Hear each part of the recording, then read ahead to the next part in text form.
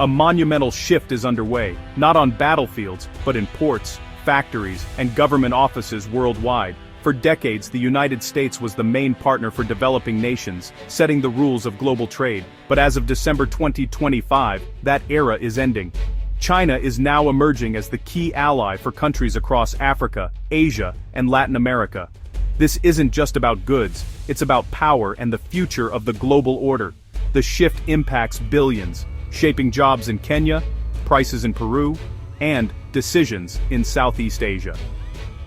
The US, once the undisputed leader, is watching its influence fade, partly due to its own restrictive policies.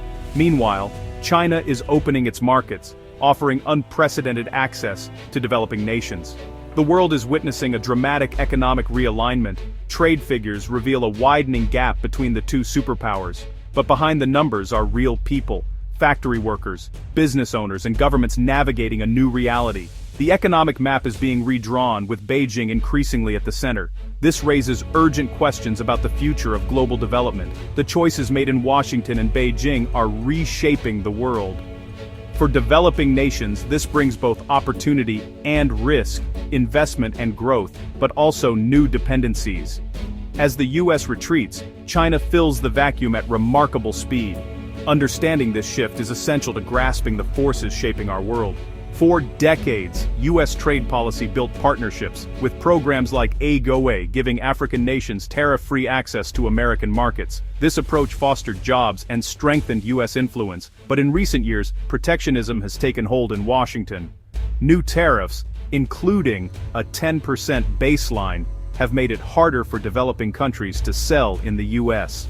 The expiration of AGOA in September 2025 was a turning point, stripping 32 African nations of duty-free access overnight. The rationale: protect American industries and jobs, even if it means abandoning global development goals. The US is closing its doors, making it harder for foreign businesses to compete. The impact was immediate. Ethiopian manufacturers and Ghanaian exporters suddenly face steep new costs. This shift didn't happen in isolation. As the US built walls, China was building bridges, offering open markets and investment. The American pivot inward created a vacuum. Developing nations, left searching for new partners, found China ready to step in. The contrast in strategy could not be clearer. As the US raised barriers, China opened its doors. For years, Beijing has cultivated ties with the developing world, but its strategy has evolved. China is now a massive buyer, not just a seller. Recognizing its growth depends on strong partners. In late 2024, China expanded its zero-tariff program to 43 least developed countries. By June 2025, nearly every African nation enjoyed duty-free access to China's vast market. Unlike the US, China offers trade with few conditions, no lectures on labor or human rights. This no-strings-attached approach appeals to leaders seeking quick economic gains. China's Belt and Road Initiative deepens these ties, building infrastructure that links economies directly to Beijing. Ports, railways, and power plants create cycles of interdependence. Raw materials flow to China. Finished goods return, embedding China in local economies. For many developing nations, the choice is simple: a conditional US partnership, or China's open hand. It's a comprehensive, long-term strategy for economic dominance. The numbers tell the story. From 2015 to 2025, China's trade with developing countries doubled, while US trade grew by just 28%. Chinese goods are everywhere, and its factories hunger for raw materials from the global south. US importance as a trading partner is shrinking, hampered by slow growth and restrictive policies. The gap between Chinese and American trade widens each year. Chinese investment in developing countries has quadrupled, building factories, mines, and infrastructure. These projects create jobs and reshape entire economies. China isn't just trading, it's building the future of the developing world and securing its own supply chains. This divergence is shifting global influence. When China becomes a country's main partner, their fortunes intertwine. For a decade, the US has pulled back while China has embraced the developing world. We've reached a tipping point in 2025. The impact of this shift is felt on the ground. In Ethiopia, the textile boom fueled by AGOA collapsed when US access vanished. Factories closed, jobs disappeared. Meanwhile in Tanzania, a new Chinese-built port is opening doors to global trade, especially with China. Farmers now ship cashews, tariff-free, and new roads connect them to markets. In Argentina, Chinese investment in lithium mines brings jobs but deepens dependence on Chinese demand. Pakistan's infrastructure boom, funded by China, transforms the country but leaves it with heavy debts. Chinese companies are also moving factories to Vietnam, Mexico, and Indonesia, shifting entire supply chains. Even when products are made elsewhere, Chinese parts and management remain central. This strategy lets China bypass tariffs and embed itself in global manufacturing. The result: China's role in the world's supply chains is more indispensable than ever. For many, China is a source of opportunity. For others, it's a new dependency. The global economic landscape is being rewritten, one project at a time.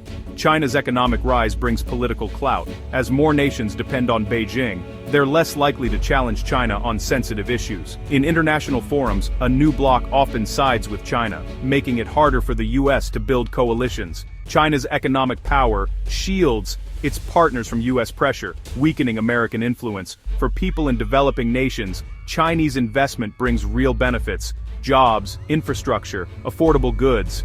But risks remain: poor labor standards, environmental harm, and mounting debt. Some projects empower authoritarian leaders and undermine democracy. The partnership with China is a double-edged sword, progress and peril intertwined. The shift is not just economic, but deeply political and social.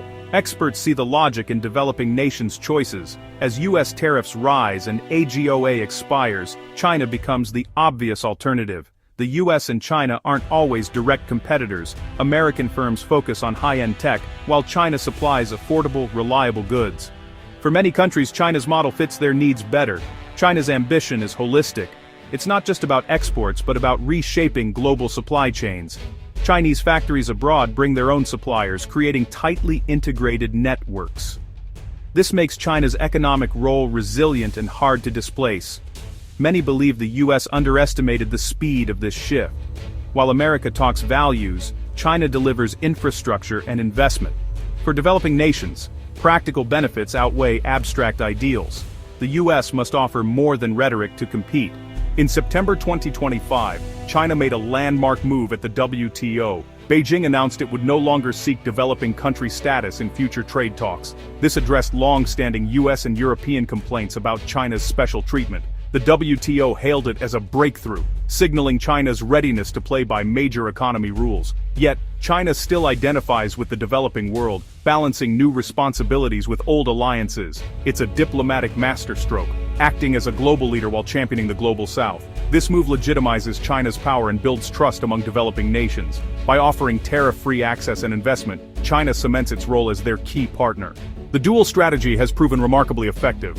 By the end of 2025, the world is unmistakably changed. American economic dominance has given way to a multipolar reality, with China at the center for many developing nations. This shift is redrawing alliances, supply chains, and daily life for billions. The US must rethink its strategy. Simply demanding loyalty won't work when China offers tangible benefits. To regain influence, America needs to invest, modernize, and deliver real results. For developing nations, this era brings leverage but also risk.